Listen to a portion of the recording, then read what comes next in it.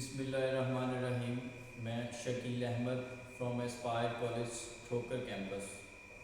बच्चों, आज हम डिस्कस करेंगे reproduction in female, reproductive structures वगैरह। हमने लास्ट वीडियोस में डिफरेंट स्ट्रक्चर्स को डिस्कस किया हुआ है, मेल रिप्रोडक्टिव सिस्टम को, रिप्रोडक्शन इन प्लांट्स वगैरह वगैरह। आज हम लोग डिस्कस करने वाले हैं फीमेल रिप्रोडक्टिव स्ट्रक्चर।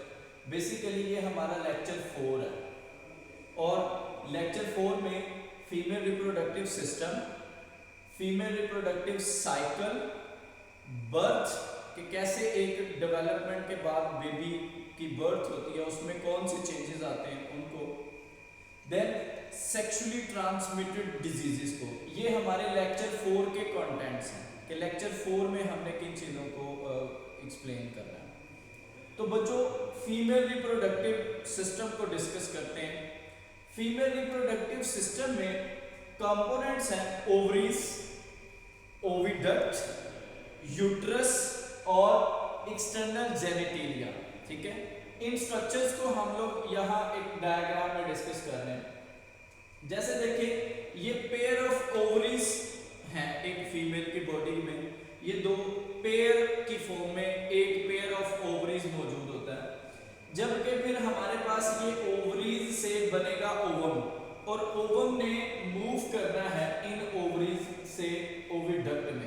तो दिस इज ओविडक्ट, ये ओविडक्ट है और ये ओविडक्ट है। फिर ओविडक्ट के बाद जहां पे बेसिकली ये प्लेस ऑफ फर्टिलाइजेशन है, तो ओविडक्ट के बाद बॉडी ऑफ यूट्रस है हमारे पास। बॉडी ऑफ यूट्रस में देखेंगे, ये हमारे पास यूट्रस का पोर्शन है। इस यूट्रस में बेसिकली डेवलपमेंट का प्रोसेस होता है। हम फीमेल रिप्रोडक्टिव साइकिल को भी डिस्कस करेंगे, तो उसमें इसका बड़ा इंपॉर्टेंट किरदार है। फिर ये हमारे पास यूट्रस, और यूट्रस की ओपनिंग जो है वो सर्विक्स है। सर्विक्स से आगे हमारे पास एक्सटर्नल जेनिटेलिया है, जो वेजाइनल पार्ट है। ठीक है, तो ये एक फीमेल रिप्रोडक्टिव स्ट्रक्चर्स हैं जिसमें रिप्रोडक्शन में ये तमाम स्ट्रक्चर्स इन्वॉल्व होंगे। ओवरीज में ओवम की फॉर्मेशन होगी, जबकि ओवरीज में ओवम फॉर्मेशन के बाद ये यूट्रस तक पहुंचेगा और डेवलपमेंट ऑफ फीटस होगी। और यहाँ पे वेजाइना है, तो वेजाइना स्पर्म इंटरकॉर्स के दौरान स्पर्म रिसीव करने के लिए, सेमन रिसीव करने के लिए यूज होती है। फिर वेजाइना से ओपनिंग ऑफ यूट्रस है सर्विक्स, उसके जरिए सेमन जो है स्पर्म्स मूव करेंगे यूट्रस और ओविडक्ट में और फर्टिलाइजेशन होगी। तो बेसिकली ये हमारे पास इसके यहाँ पे फंक्शंस एंड स्ट्रक्चर्स के। तो यहाँ हमारे पास बेसिकली oogenesis कहते हैं, फॉर्मेशन ऑफ oocyte। oocyte की फॉर्मेशन बेसिकली हमारे पास oogenesis कहलाती है, और इसकी दो स्टेजेस हैं। जैसे प्राइमरी oocyte बनेगा ये मियोसिस 1 और मियोसिस 2 के साथ। अब यहाँ मियोसिस 1 में बेसिकली हमारे पास oogoनियम है, और मियोसिस 1 में जो फेजेस हैं वो आप लोग 21st चैप्टर में भी पढ़ेंगे, स्टेप्स ऑफ मियोसिस 1, जिसमें प्रोफेज 1, मेटाफेज 1, एनाफेज 1 और टेलोफेज 1 है। और उनके दरमियान प्रोफेज जो है लेंथी फेज है, जिसमें डिफरेंट स्टेजेस हैं, सब स्टेजेस हैं उसकी, तो वो यहाँ पे होंगी। और ये चेंज होगा सेकेंडरी oocyte में। सेकेंडरी oocyte में बेसिकली अब होगी मियोसिस 2। जब मियोसिस 2 होगी, तो यहाँ पे आप लोग देखें कि हमारे पास इसके नतीजे में ये एक तो सेकेंडरी oocyte जब बनता है, उसके साथ पोलर बॉडी बनती है, फर्स्ट पोलर बॉडी। फिर हमारे पास ये मियोसिस 2 में चला जाएगा, फिर ये सेकेंडरी oocyte में साथ साथ oocyte डेवलपमेंट, और नेक्स्ट हमारे पास ये होगा कि सेकंड पोलर बॉडी। फिर यहाँ पे पोलर बॉडीज है और एक ओवम की डेवलपमेंट। फाइनली जो मियोसिस 2 के रिजल्ट में हमारे पास एग सेल बन जाता है। तो ये oogenesis कहलाती है। इसकी डिटेल्स भी हैं, लेकिन यहाँ पे जो कि बुक में इतना एक्सप्लेन है, तो हम लोगों ने इसको एज इट इज एक्सप्लेन करना है। तो मियोसिस 2 में बेसिकली फाइनली एग सेल होता है और पोलर बॉडीज होती है। तो ये हमारे पास सारा प्रोसेस oogenesis कहलाता है, ओवम की फॉर्मेशन के लिए या एग फॉर्मेशन के लिए। अब यहाँ पे हमने चूंकि रिप्रोडक्टिव स्ट्रक्चर्स है और इसमें ओवरीज का बड़ा अहम किरदार है, ओवरीज में ओवम की डेवलपमेंट होनी है, तो यहाँ पे फॉलिकल्स हैं, ओवरीज में मौजूद है, और ओवरीज का काम है बेसिकली के ओवम की फॉर्मेशन। अब हम एग बनने के अमल को, इस ओवरी के इंटरनल स्ट्रक्चर्स को डिस्कस करते हैं। देखिए बच्चों, हमारे पास ओवरीज में ये स्ट्रक्चर्स है कि सबसे पहले जैसे पिट्यूटरी ग्लैंड से फॉलिकल स्टिमुलेटिंग हार्मोन बनेंगे, वो फॉलिकल स्टिमुलेटिंग हार्मोन यहाँ पे ओवरीज पे आके इफेक्ट करेंगे और यहाँ पे फॉलिकल्स की डेवलपमेंट करवाएंगे। हमारे पास डिफरेंट फॉलिकल्स डेवलप होते हैं, उन फॉलिकल्स में से सिर्फ एक फॉलिकल जो है वो डेवलप होता है, बाकी के ब्रेक हो जाते हैं। वो फॉलिकल्स जो ब्रेक हो जाएंगे उस प्रोसेस को हम फॉलिकल एट्रेसिया कहते हैं, और जो फॉलिकल डेवलप्ड होंगे उनको ग्राफियन फॉलिकल्स कहते हैं। यानी अब ये हमारे पास ये प्राइमरी फॉलिकल है, primary follicles with the passage of time ये चेंज हो रहे हैं, इनमें चेंजेस आ रहे हैं और इनमें एक oocyte की डेवलपमेंट हो रही, जो हमने oogenesis के बारे में पढ़ा।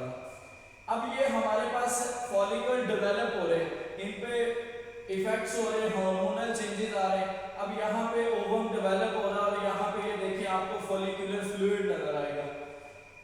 नेक्स्ट हमारे पास यहाँ पे ये डेवलप होता है, यहाँ से ओव्यूलेशन हो जाती है, जो ल्यूटिनाइजिंग हार्मोन।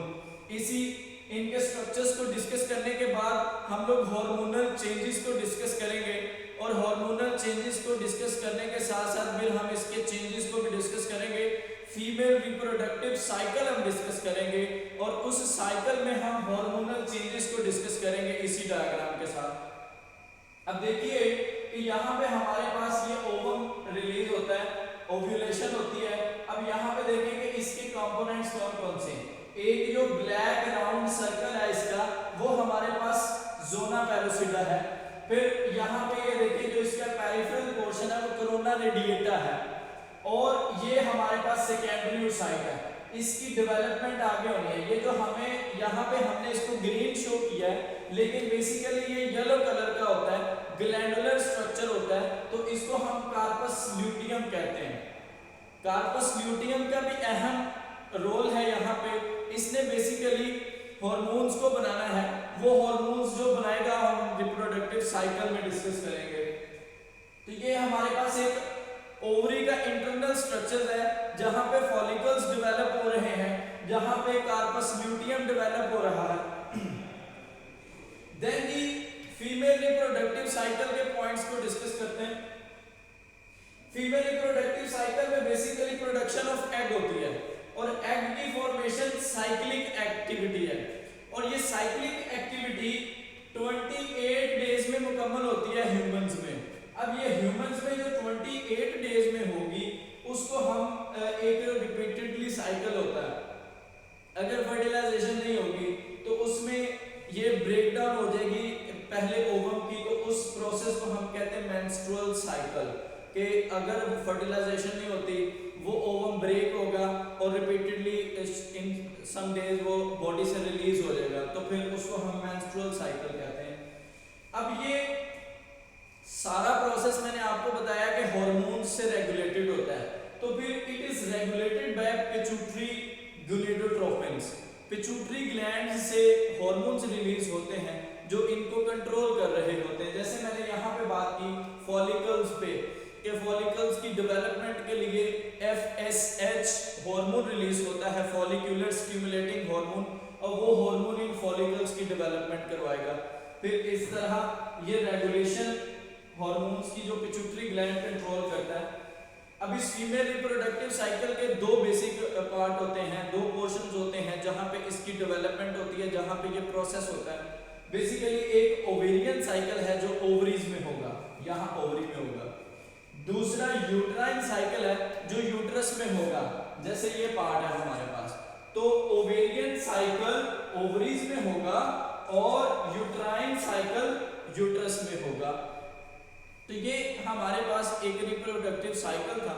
इसमें हार्मोनल चेंजेस को और बॉडी में फिजिकल चेंजेस को हमने एक पैराग्राफ की मदद से, एक स्केच की मदद से समझना है, और रिप्रोडक्टिव साइकिल को, और फिर हमने बर्थ को डिस्कस करना है।